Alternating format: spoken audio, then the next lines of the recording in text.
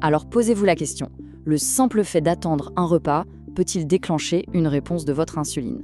Ça a l'air un peu dingue, presque de la science-fiction, non? Mais c'est une réalité biologique incroyable. Notre cerveau commence en fait à préparer le pancréas avant même que la toute première bouchée de nourriture ne soit avalée.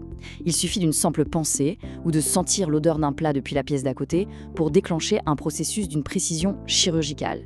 C'est littéralement le corps qui lit dans nos pensées pour anticiper nos besoins énergétiques. Et ça nous montre un truc fondamental. Le métabolisme, c'est pas juste une chaudière où la nourriture est physiquement brûlée et digérée. Pas du tout. C'est plutôt un réseau de communication à ultra haut débit entre le cerveau et l'ensemble du corps. Une préparation extrêmement minutieuse s'opère en coulisses pour garantir un équilibre parfait, et ça, bien avant le début du repas. C'est exactement ce qu'on va voir aujourd'hui dans ce décryptage.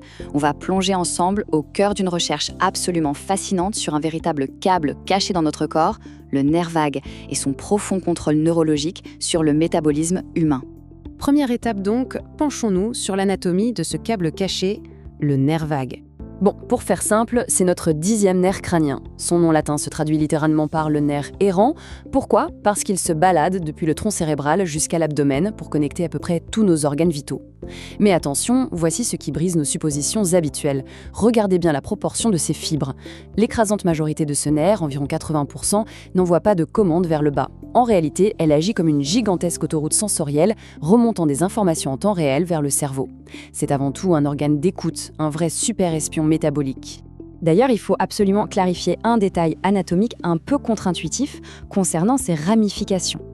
Malgré son nom, la branche dite hépatique contourne presque complètement le foie. Vous voyez, elle bifurque pour se brancher directement sur l'intestin et le pancréas. Et cette particularité, c'est la clé absolue pour comprendre comment les signaux de satiété remontent avec une telle précision vers notre centre de contrôle. Ce qui nous amène logiquement au rôle crucial du foie, qui agit comme un véritable centre métabolique. Parce que le foie, c'est un peu la banque d'énergie du corps. Il produit du glucose quand on jeûne et le stocke quand on est nourri.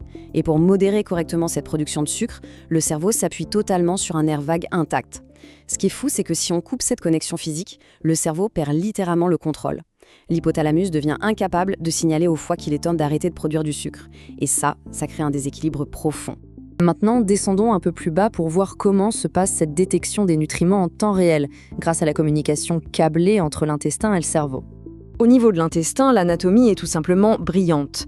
Les terminaisons du nerf vague sont collées, mais vraiment à proximité immédiate de cellules très spéciales, les cellules L, celles-là même qui sécrètent le fameux GLP-1, l'hormone de la satiété. Du coup, c'est du câblage pur et dur. Le nerf vague attrape ce signal de satiété et le propulse au cerveau à la vitesse de l'éclair. C'est infiniment plus rapide que s'il fallait attendre que ces hormones voyagent passivement dans tout le sang pour enfin atteindre le sommet du crâne. Donc, le point vraiment crucial ici, c'est l'incroyable capacité d'anticipation du système. Le nerf vague fournit au cerveau une lecture en direct de l'absorption des nutriments directement à la source, dans la veine porte. Le cerveau sait qu'une vague d'énergie va frapper le système bien avant que ce même glucose n'ait le temps de circuler dans le reste du corps. C'est un système d'alerte précoce d'une efficacité redoutable. Et c'est ce qui nous conduit à ce phénomène fascinant dont on parlait tout à l'heure, la réponse de la phase céphalique ou l'anticipation de la nourriture. On y revient, c'est le moment précis où la vue ou l'odeur d'un bon repas déclenche l'insuline avant même de manger. Tenez, il y a plus d'un siècle, le célèbre physiologiste Ivan Pavlov l'avait déjà mis en lumière avec ses fameuses expériences sur les chiens. Il a démontré que ce réflexe d'anticipation repose entièrement sur ce câble neuronal.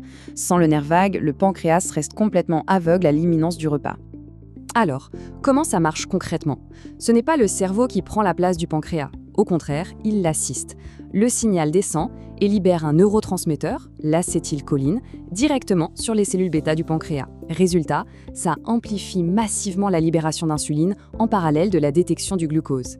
C'est un magnifique travail d'équipe biologique où le système nerveux vient optimiser le système endocrinien. Et le clou du spectacle, c'est ça.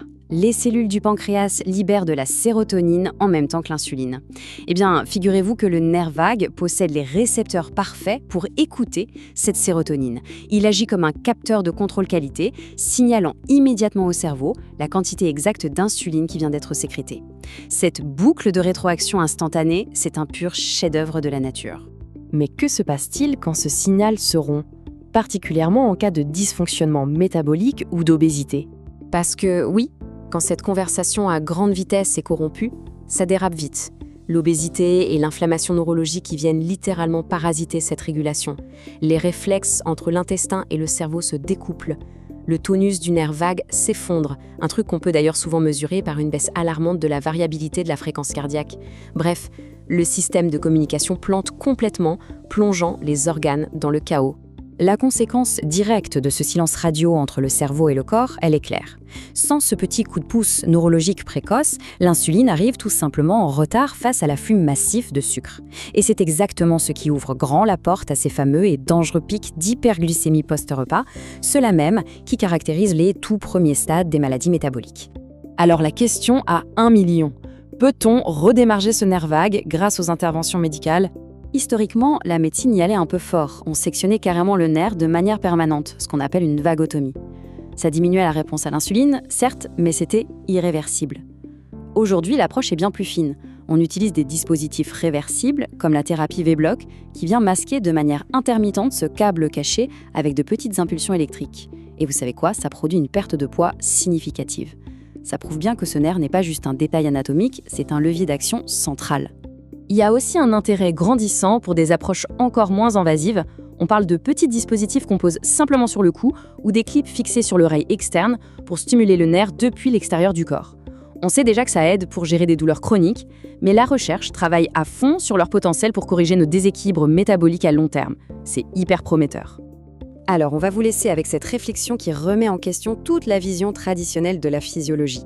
Est-ce que le métabolisme humain n'est au fond qu'une simple équation mathématique de calories ingérées et dépensées ?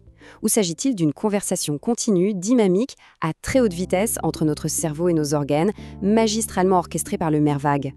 La réponse semble évidente maintenant, n'est-ce pas ? Merci d'avoir suivi ce décryptage et à très vite pour une nouvelle plongée dans les mystères de notre corps.